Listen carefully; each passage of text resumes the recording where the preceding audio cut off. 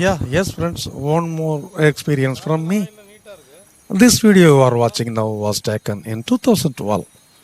Back then, we didn't really get the time or tech to share it on social media. Still, I uploaded at the time.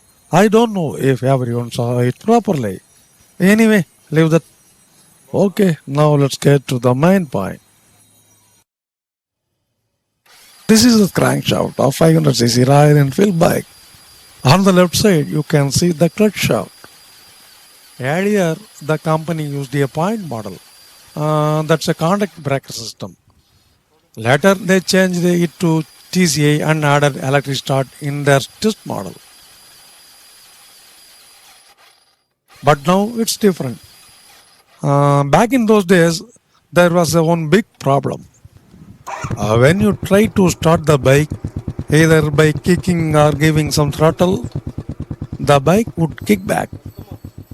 What happened is the sparkless assembly would push back. That force would bend the shaft or damage the woodruff key inside. The shaft wouldn't rotate the right way.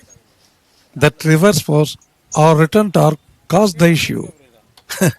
This was the serious problem back then for the Royal Enfield company and for the people who owned the bike.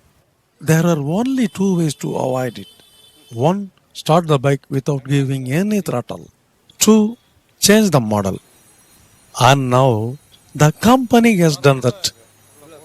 But still, please tell your customers about the first method.